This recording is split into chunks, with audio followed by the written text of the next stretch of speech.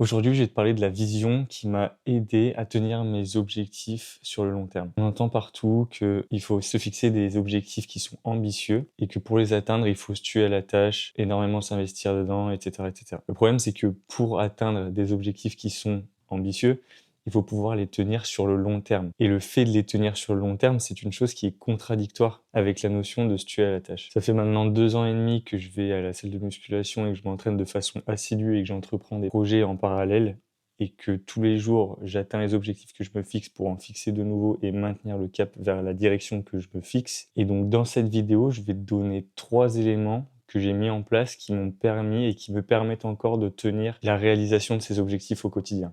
C'est parti. La première notion, la première vérité, c'est qu'il faut que tu te détaches du résultat. Ce qui compte, c'est de trouver la tâche que tu pourras réaliser sur l'instant T et pas ce que tu feras ou ce que tu seras dans X mois ou X années. Donc pour ça, il faut que par rapport à l'objectif que tu as, que tu trouves le moyen qui t'amènera à cet objectif, certes de la façon la plus rapide possible, mais surtout et avant ça, que tu apprécies et pour lequel tu auras la volonté de t'investir sur le long terme. Si on prend l'exemple du bodybuilding et qu'on prend les 3 piliers qui sont la musculation, l'alimentation et la dépense énergétique pour atteindre un objectif esthétique, certes par défaut, tu as des moyens les plus rapides qui sont associés à chacun de ces piliers-là, mais ce qui compte au-delà de ça, c'est de trouver parmi ces piliers-là le modèle et le moyen de respecter ces piliers qui te convient le mieux et que tu pourras tenir sur le long terme. En ce qui concerne l'entraînement pour développer sa masse musculaire, on parle par défaut de la musculation parce que c'est le moyen le plus rapide, mais en réalité, il y a d'autres moyens de développer sa masse musculaire qui seront plus lentes, mais qui te permettront d'atteindre cet objectif et qui te conviennent peut-être mieux. Si tu préfères par exemple le CrossFit, peut-être que le CrossFit est la meilleure solution et t'amènera plus proche de ton objectif en termes de masse musculaire que ne le fera la musculation. Si tu as la capacité de tenir le CrossFit sur 5 ans parce que tu adores ça, mais que la musculation, tu n'aimes pas et que tu arrives à tenir 3 mois, et ben le CrossFit t'amènera plus proche de ton objectif que la musculation. Si on prend l'exemple de l'alimentation et de la dépense énergétique, c'est pareil. En l'occurrence, pour la dépense énergétique, je marche énormément. C'est ce qui permet de respecter mon objectif de dépense énergétique. Mais si pour toi, ce qui te convient le mieux, c'est la course, et ben cours.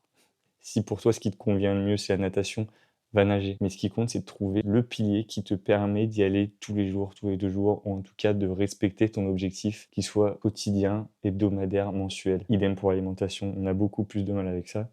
Mais pour l'alimentation, si tu as un total calorique défini, avec des macros associés, certes, il y a des aliments qui sont prédéfinis par l'infinité de coachs qu'il y a sur Internet qui vont te conseiller des fruits, des légumes, du poulet, enfin tout ce que tu veux pour atteindre les chiffres que tu dois atteindre. Mais si le fait de manger une sucrerie, une pâtisserie une fois dans la semaine te permet de maintenir ton système au niveau de l'alimentation, alors accorde-toi ce plaisir. Du moment que tu arrives à tenir le total calorique et les macros associés, bien sûr. Si tu es en période de sèche, c'est probable que tu doives faire des concessions et que tu ne puisses pas forcément tout le temps t'accorder ce genre de plaisir, mais ça reste quand même important. Une fois que tu auras ce détachement vis-à-vis du résultat et que tu apprécies les choses et les tâches qui te permettent de les atteindre, d'atteindre ce résultat, tu pourras apporter la deuxième notion. Et cette deuxième notion, c'est d'avoir une approche quantitative dans ce que tu fais. Il est primordial de pouvoir quantifier les choses que tu mets en place et les tâches que tu réalises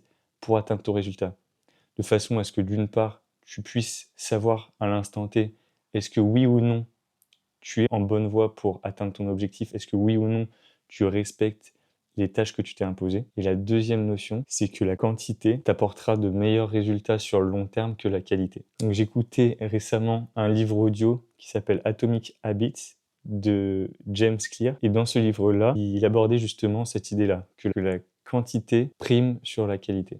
Et il prenait notamment l'exemple d'une salle de classe en photographie pour laquelle le professeur faisait 2 groupes. Un groupe A dans lequel il missionnait les élèves de faire une seule photo sur l'année, mais de faire la plus belle photo possible. Et un groupe B dans lequel il missionnait les élèves de se baser uniquement sur la quantité et de faire le plus de photos possible, tout en ayant une approche d'amélioration permanente. Ce qu'il en a résulté à la fin de l'année, c'est que les élèves faisant partie du groupe B avaient au final de meilleurs résultats que les élèves du groupe A.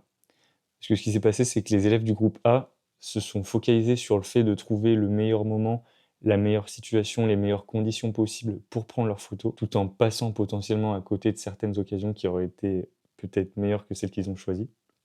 Alors qu'en parallèle de ça, les élèves du groupe B pouvaient chaque jour prendre de nouvelles photos, tout en apprenant de ce qu'ils ont fait, comment faire mieux et progresser un petit peu plus chaque jour. Tout ça pour atteindre le résultat optimal et la capacité à prendre de plus belles photos en général que les élèves du groupe A. Parce que parmi les élèves du groupe A, même s'il y en avait peut-être un qui avait surpassé quelques-uns du groupe B, il y a plus de chances pour que ce soit un coup de chance plutôt que vraiment quelque chose qui soit issu de ses compétences. Là où les élèves du groupe B avaient acquis les compétences qui leur permettaient de prendre la meilleure photo possible. Donc il y a notamment cette notion de monter en compétences, mais il y a aussi et surtout la notion d'augmenter la probabilité de faire une belle photo. Là où quand on en prend une seule, forcément, il y a beaucoup moins de chances. D'où le principe et l'intérêt des modes mitraillettes sur les appareils photo, de façon à avoir plusieurs photos et ensuite sélectionner la meilleure. Et donc quand tu as cette approche quantitative, tu sais précisément qu'est-ce que tu dois faire, combien de fois tu dois le faire, quand tu dois le faire, qu'est-ce que ça t'apporte. Et tout ce cadre-là t'apporte de la certitude dans ce que tu fais et t'amène plus facilement et plus probablement vers ton objectif. Une fois que tu as cette approche quantitative et que tu sais ce que tu dois faire et dans quelle quantité et à quelle fréquence, il y a un dernier élément que tu dois prendre en compte. C'est la troisième notion que j'aborde dans cette vidéo. Et c'est que les tâches que tu réalises doivent être adaptées et adaptatives à ton niveau. Ici, c'est une notion qui est très présente dans la gamification des choses. C'est quelque chose que j'applique énormément, qui est le fait de prendre ses objectifs et ses actions sous forme de jeu. Ce qui permet d'avoir d'une part une meilleure adhérence aux tâches qu'on réalise et diminuer la sensation d'effort à fournir pour réaliser les tâches. Mais un élément qui est à prendre en compte, c'est que ces tâches doivent être d'un niveau qui est adapté au tien. C'est simple, prenons l'exemple de la musculation. Tu te mets au développé couché et tu as un niveau intermédiaire, ça fait 2 ans que tu fais de la musculation, donc tu soulèves un certain poids. Tu sais que ton max est à, admettons, 100 kg. Si on te met et on te challenge sur le fait de soulever et de faire tes séries à 50 kg, ça va pas t'intéresser. Tu vas avoir moins de challenge et tu vas avoir moins envie d'y aller. Et ton corps va moins s'adapter et ne va même pas construire le muscle parce qu'il «s'ennuie» entre guillemets dans l'entraînement. Et à l'inverse, si on te challenge sur le fait de soulever et de faire tes séries à 120 kg, sachant que ton max est à 100, de la même façon, tu vas te décourager, tu vas même pas essayer parce que tu sais que tu n'en es pas capable.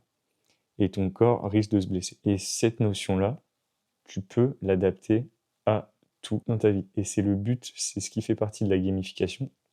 C'est vraiment ce fait d'adapter le niveau à un niveau qui est assez simple pour que tu aies la motivation et l'envie de la faire, et assez compliqué pour que tu aies le challenge et l'incertitude sur une part d'échec, de façon à avoir envie d'essayer et la satisfaction de si tu y arrives. Et donc une fois que tu as ça, tu vas pouvoir fixer quelle tâche tu fais, comment tu la fais cette fois-ci, au-delà de combien de fois, jusqu'à ce que cette tâche devienne pour toi une routine, quelque chose de facile et que ça fasse partie de ta zone de confort. Pour qu'une fois que ça fasse partie de ta zone de confort, tu puisses augmenter le niveau de cette tâche de façon à progresser et te rapprocher ainsi un peu plus de ton objectif. C'est le principe même de la surcharge progressive. Et cette notion-là, on l'a tous en nous. C'est quelque chose qu'on applique de partout. Mais ce qui compte à travers ça, ce que je veux faire passer comme message et que je veux induire, c'est qu'il faut le conscientiser pour pouvoir l'appliquer de la meilleure façon possible et avoir une vision claire sur comment ça fonctionne et ce que ça peut t'apporter. Là, en l'occurrence, c'est l'exemple de la surcharge progressive, mais ça peut s'appliquer à tous les domaines.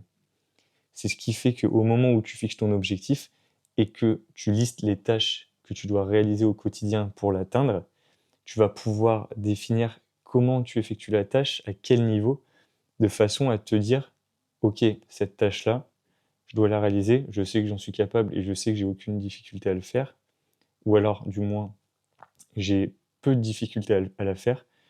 Du coup, je vais pouvoir aller la faire avec envie et motivation pour ensuite l'augmenter un petit peu de difficulté. Et c'est comme ça que tu atteindras tes objectifs et un niveau beaucoup plus élevé, quel que soit le domaine dans lequel tu l'appliques. Donc pour récapituler cette vidéo, les 3 éléments principaux que je voulais te communiquer aujourd'hui et qui te permettront de tenir sur le long terme la réalisation de tes objectifs, c'est d'une part le fait d'apprécier et de trouver le meilleur moyen par rapport à tes goûts pour atteindre les objectifs que tu t'es fixés, même si c'est pas forcément le moyen le plus rapide. L'essentiel est de trouver le meilleur rapport entre rapidité d'atteinte d'objectifs et adhérence, de façon à ce que je puisse y arriver certes le plus rapidement possible, mais aussi que tu sois sûr de le faire et de le réaliser assez longtemps pour atteindre ton objectif. Après ça, la deuxième notion, c'est la quantification des tâches que tu dois réaliser. Une fois que tu sais ce que tu aimes faire et tu sais ce qui va t'amener vers ton objectif, combien de fois tu dois le réaliser, en fonction de combien de fois tu peux le réaliser par jour pour atteindre ton objectif, et tout en ayant en tête la troisième notion qui est que ce que tu vas réaliser tous les jours, toutes les semaines, tous les mois, tu vas l'adapter à ton niveau de façon à pouvoir progresser dans ces tâches et atteindre un niveau de toujours de plus en plus élevé et de plus en plus perfectionné.